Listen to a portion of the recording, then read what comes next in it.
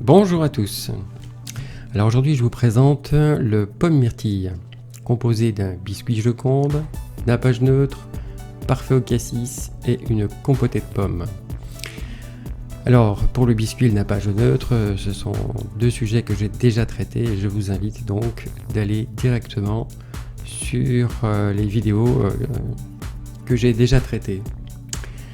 Alors sans plus attendre, c'est parti. Pour commencer, pesez les ingrédients, les pommes, le beurre et le sucre. Coupez en morceaux les pommes, pas trop gros, pas trop épais, de façon à ce qu'elles fondent. Il restera toujours des petits morceaux et c'est intéressant parce que en bouche, on va les reconnaître. Sinon, on les retrouve pas forcément. Alors, vous serez peut-être surpris de la quantité de sucre. C'est volontaire, c'est tout simplement pour aller jusqu'à la caramélisation de cette compote. Voilà, alors commencez par faire fondre le beurre et le sucre.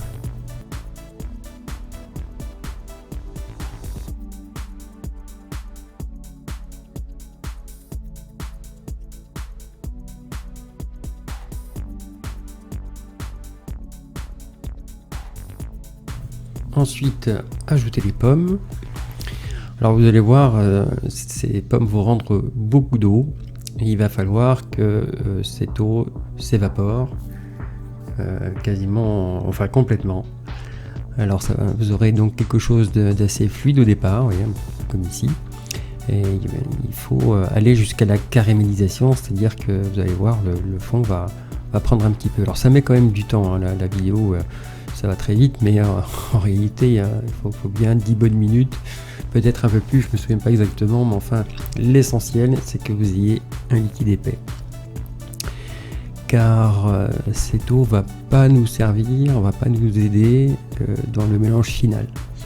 Voilà, donc bien cuire, voilà, jusqu'à cette petite couleur blonde, et puis ça donne un petit goût intéressant à la compote. Ensuite, pour faire cet appareil à bombe, commencez par faire un sirop en pesant l'eau et le sucre. Et ensuite, le faire bouillir. Voilà, mélangez toujours le fond, c'est important, du fait que ça peut caraméliser et c'est pas le but là. Voilà, une fois que ça a bouilli, à ce moment-là, clarifiez les jaunes, si ce n'est déjà fait. Et ensuite mettez-les dans le sirop et cuire comme une crème anglaise, c'est-à-dire à 85 degrés. Voilà, battez bien. Et ensuite une cuisson à 85 degrés, donc thermomètre obligatoire. Ensuite, commencez à monter votre crème fraîche. Et alors ne la montez pas, hein, pas complètement, il faut que c'est une consistance crème. Ça aussi, c'est un petit détail, mais qui est important. Voilà, ça va faciliter le mélange. Et vous avez une consistance bien crémeuse. Voilà, donc une fois que c'est monté, en fait ça se fait en même temps, hein, je l'ai fait en même temps ça. Voilà, et vous surveillez tout en mélangeant bien. Voilà, le mélange commence à être bien mousseux. Et une fois que vous arrivez à la bonne température, et bien ensuite il ne reste plus qu'à le faire tourner jusqu'à complet refroidissement. Alors là aussi, hein, un petit batteur, c'est une très très bonne chose parce que sinon vous avez de l'huile de coude à donner jusqu'à ce que ce soit complètement froid. Donc vous aurez quelque chose de très mousseux.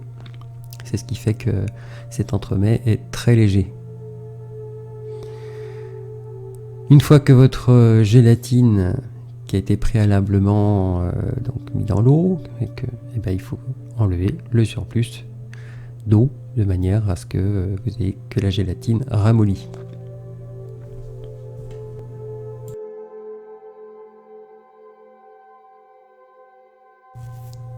Voilà, réservez votre gélatine en attendant la partie suivante. Ensuite, Préparez votre biscuit aux amandes, le biscuit Joconde. Faites des petites bandes, un peu moins grandes que votre cercle, la largeur de votre cercle, de façon à ce que la crème soit visible et qui dépasse le biscuit. Donc vous prenez une mesure et ensuite vous les faites tous à la même dimension.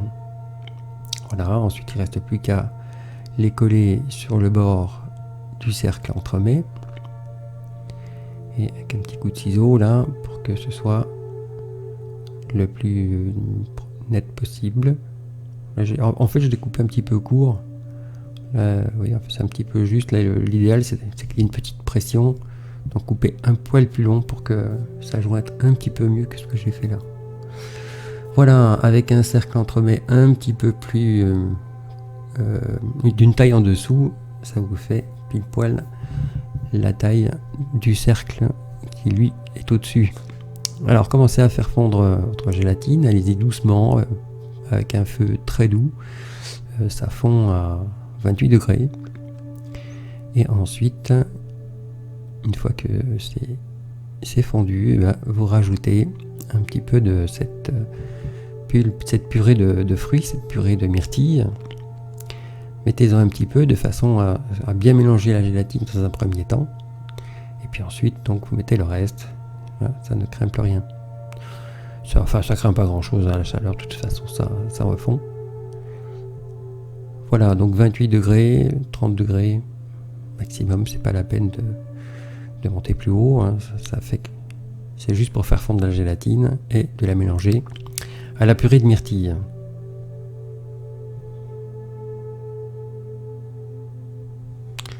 Ensuite, un petit pré-mélange. Alors tous les pré-mélanges, je les fais en 3 fois, c'est la sécurité. Donc une première partie de la crème fraîche. Vous voyez comme le mélange se fait pas très bien. Alors vous pouvez y aller même un petit peu plus énergiquement.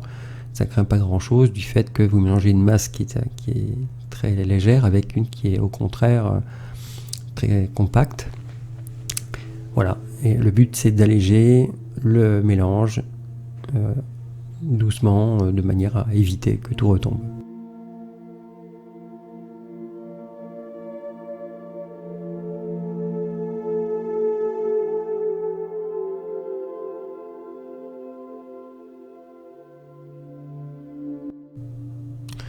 Voilà, et puis ensuite, vous rajoutez tout l'ensemble dans l'autre partie, et là vous mélangez doucement, directement sur la dernière masse. Alors en fait, c'est pas tout à fait la dernière, puisqu'il va falloir refaire la même chose avec l'appareil à bombe.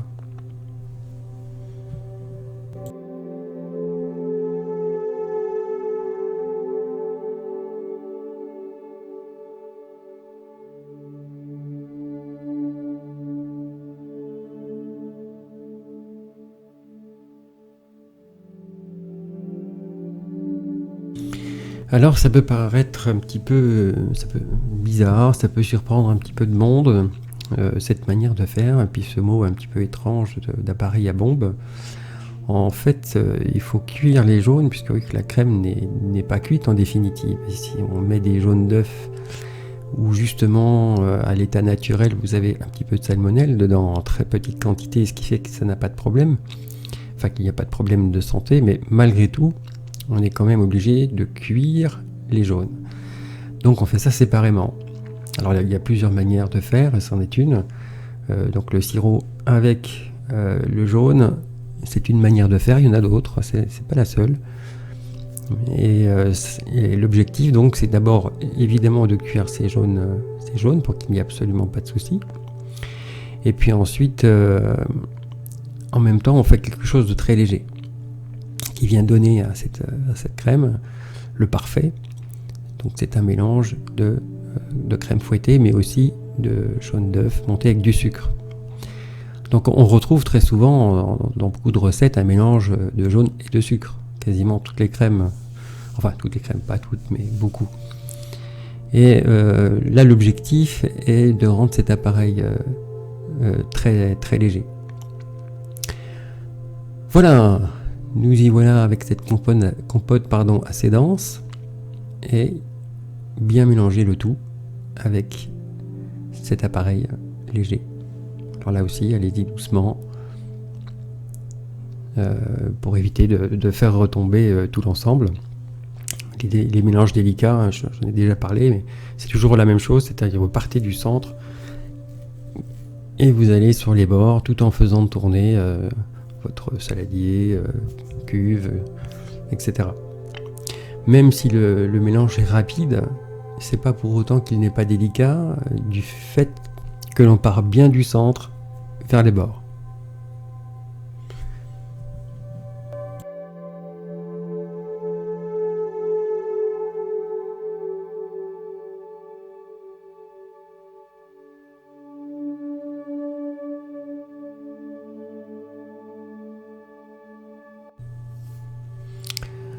Ensuite, versez une bonne partie, un bon 3/4 de la crème dans le cercle à entremets et s'occuper des bords. C'est important de ne pas tout mettre d'un coup, de façon à ce que cette petite étape de mettre cette crème sur les bords, c'est pas grand chose, mais ça évite les bulles d'air. Et ensuite, il suffit donc de rajouter ce qui manque. Ne mettez pas tout d'un coup, on ne sait jamais. Alors sur des crèmes fluides comme ça, vous craignez pas grand chose, mais sur des crèmes un petit peu plus épaisses, ça fait pas des rebords nets, vaut mieux le faire en 2 fois. Voilà, puis ensuite vous enlevez l'excédent de manière à lisser l'ensemble de l'entremet. Alors faites fondre votre nappage neutre à 30 degrés. Et ensuite, versez-le sur votre entremets bien congelé, hein, ça c'est très important. Ne faites pas ça sur un entremets pas congelé du tout. Vous allez faire fondre la crème qui est au-dessus. Et sur un entremets qui n'est pas suffisamment congelé, on a un petit peu moins, mais on a quand même ce même problème. Donc là, l'entremet, je l'ai congelé 24 heures, de manière à avoir quelque chose de bien congelé. Voilà, c'est la règle de base d'ailleurs, c'est pour tout, tout est comme ça. Ensuite, un petit coup de chalumeau pour faire fondre très légèrement la crème et décercler. Si vous n'avez pas de chalumeau, vous pouvez le faire avec un sèche-cheveux, ça marche très très bien. Pendant très longtemps, j'ai fait comme ça aussi. Voilà, on n'a pas toujours ce qu'il faut à la maison. Et ensuite, il n'y a plus qu'à le décorer. Alors pour la décoration de l'entremet, coupez finement des lamelles de pommes. Si c'est la saison des myrtilles, vous mettez évidemment quelques myrtilles. Comme j'ai fait cet entremet, c'est pas du tout la saison, j'ai pris de la pulpe de fruits surgelée. Et j'ai pas réfléchi que c'était pas la saison des myrtilles du tout. Donc, si vous faites comme moi, à ce moment-là, prenez quelques fruits frais, c'est toujours très agréable en bouche, avec cet entremet qui est très très léger. Voilà, alors en termes de décoration, c'est toujours plus joli quand vous détaillez les morceaux de fruits d'une manière très fine, avec des décors pas trop chargés, il faut garder une certaine pureté. Et je suis pas sûr d'ailleurs, je pense que j'en ai un petit peu trop mis, mais bon, voilà. Après, c'est au plaisir de chacun de faire ce qu'il a envie de faire. Voilà, donc c'est un exemple de décoration, évidemment, c'est sans fin.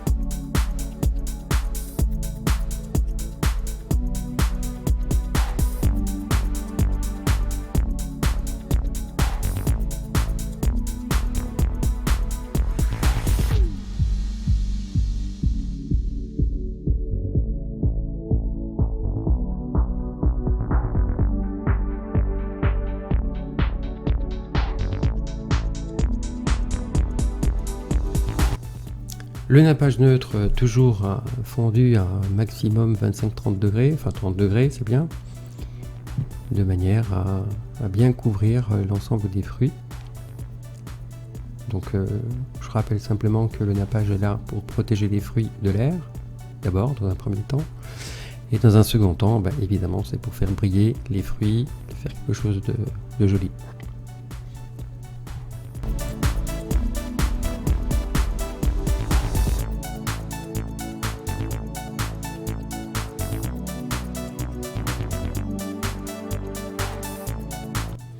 Alors je résiste pas à un petit peu de pailleté argent.